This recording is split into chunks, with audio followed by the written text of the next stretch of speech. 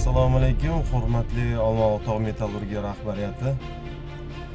To'g'risi men sizlarga hayron qolyapman. Nega bu yangi O'zbekistonning kelajagi, prezident farmonlari, prezidentimizning shuncha jon kuydirishlari sizlar umuman ahamiyat bermayapsizlar. Olmaliq tog' metallurgiya kombinati texnologik transport boshqarmasidagi bo'layotgan holatdan xabarlaringiz bormi?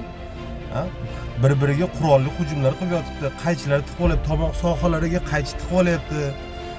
Ko'krak sohasiga atyorkalar tiqib olyapti. Rahbarlari mensimayapti. Bir joyga qo'ygan rahbarlar bu na kompyuter savodxonligi bo'lsa, qatga qarayapsizlar buni. Bo'lmasa chaqiringlar, men sizlarga keltirib beray bitta. Ertaga men endi gapirib chiqdi deb ertaga olib borib chora ko'rishlaringiz mumkinmi? Men qo'rqmayman. Mana prezidentimiz siyosatini qo'llab-quvvatlagan uchun qo'rqmasdan gapiryapman. Davlatimiz uchun, mana shu tog' metallurgiya kombinatini kelajagidan xavotir olganim uchun gapiryapman. Transport sohasidan xavotir olganim uchun gapiryapman. Nega bu transport sohasidagi Sanatulov Rustam Burxonovich erkatoyi bo'lsa hamma narsa mumkin bu yerda. Transport sohasida, transport yo'nalishida texnologik transport boshqarmasi rahbarining o'zini hujjatlarida ishkanlik bor ekan.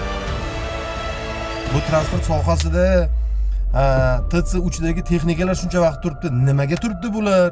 deb hech kim ko'taradimi buni? Mana 160 ta haydovchi bo'ladigan bo'lsa, shundan 17 tasigina yillik planni bajaribdi. Tekshiradimi buni kimdir? Yo tekshirib xohlaganini qilib yotadimi bu yerda? Iltimos, Olmaliq tog' metallurgiya kombinati rahbariyati ko'ringlar buni, ko'taringlar bu masalani. Chaqiringlar, gaplashaylik, masalani qo'yib beraysizlarga ko'ndalang.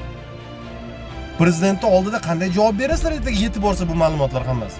Yetkazib olib boramiz ham agar sizlar chora ko'rmasalaringiz. Prezident administratsiyasiga yozamiz unda. Yozish bu sizlarni qo'rqitish emas, chora ko'ringlar, tekshiringlar, tartibga so'yinglar bu sohani, transport sohasini. Iloji bor masalalar bular hammasi. Iloji yo'q masalalar emas. Tartibni saqlash kerak bu yerda.